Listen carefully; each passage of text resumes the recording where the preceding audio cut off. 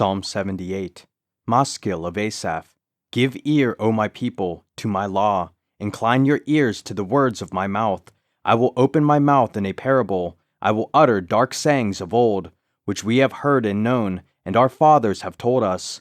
We will not hide them from their children, showing to the generation to come the praises of the Lord, and his strength, and his wonderful works that he hath done.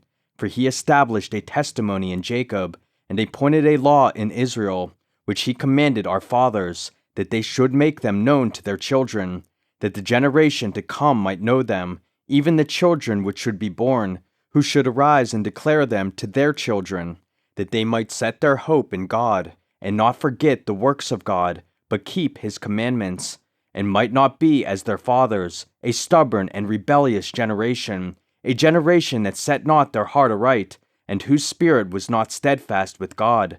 The children of Ephraim, being armed, and carrying bows, turned back in the day of battle. They kept not the covenant of God, and refused to walk in his law, and forgat his works, and his wonders that he had showed them. Marvelous things did he in the sight of their fathers, in the land of Egypt, in the field of Zoan. He divided the sea, and caused them to pass through, and he made the waters to stand as an heap. In the daytime also he led them with a cloud, and all the night with a light of fire.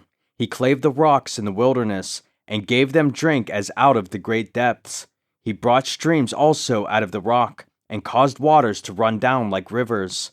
And they sinned yet more against him by provoking the Most High in the wilderness, and they tempted God in their heart by asking meat for their lust.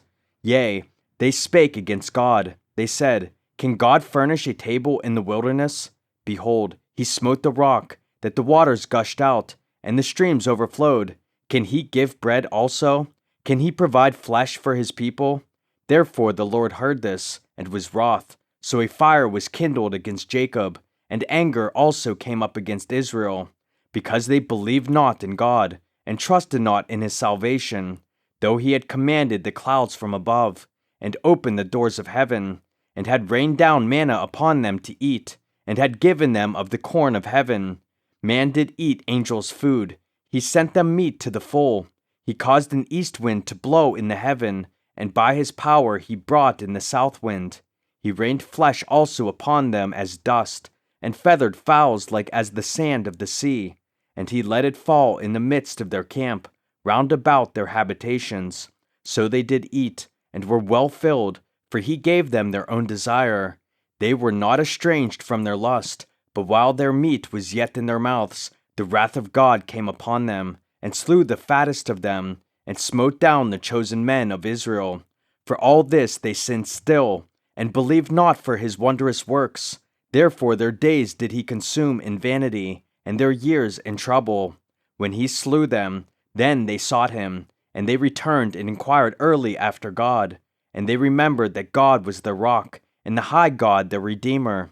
Nevertheless they did flatter him with their mouth, and they lied unto him with their tongues. For their heart was not right with him, neither were they steadfast in his covenant. But he, being full of compassion, forgave their iniquity, and destroyed them not. Yea, many a time turned he his anger away, and did not stir up all his wrath. For he remembered that they were but flesh, a wind that passeth by, and cometh not again. How oft did they provoke him in the wilderness, and grieve him in the desert? Yea, they turned back and tempted God, and limited the Holy One of Israel. They remembered not his hand, nor the day when he delivered them from the enemy, how he had wrought his signs in Egypt, and his wonders in the field of Zoan, and had turned their rivers into blood, and their floods, that they could not drink.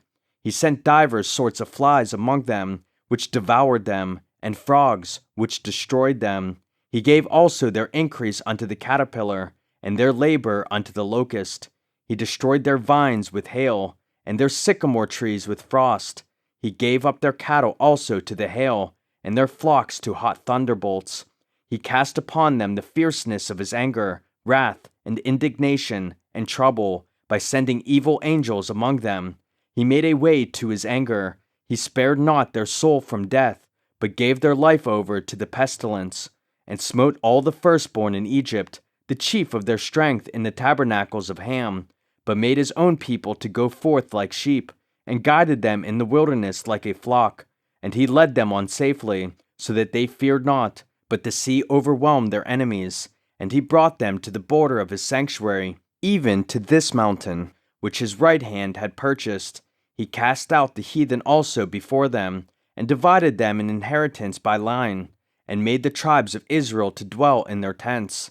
Yet they tempted and provoked the Most High God, and kept not his testimonies, but turned back, and dealt unfaithfully like their fathers. They were turned aside like a deceitful bow.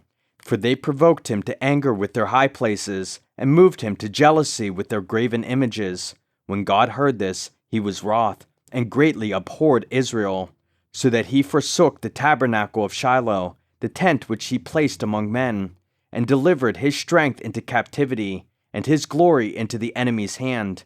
He gave his people over also unto the sword, and was wroth with his inheritance. The fire consumed their young men, and their maidens were not given to marriage. Their priests fell by the sword, and their widows made no lamentation. Then the Lord awaked as one out of sleep, and like a mighty man that shouteth by reason of wine. And he smote his enemies in the hinder parts. He put them to a perpetual reproach.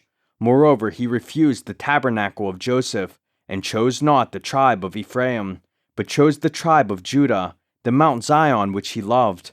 And he built his sanctuary like high palaces, like the earth which he hath established forever. He chose David also his servant, and took him from the sheepfolds. From following the ewes great with young, he brought him to feed Jacob his people, and Israel his inheritance. So he fed them according to the integrity of his heart, and guided them by the skillfulness of his hands.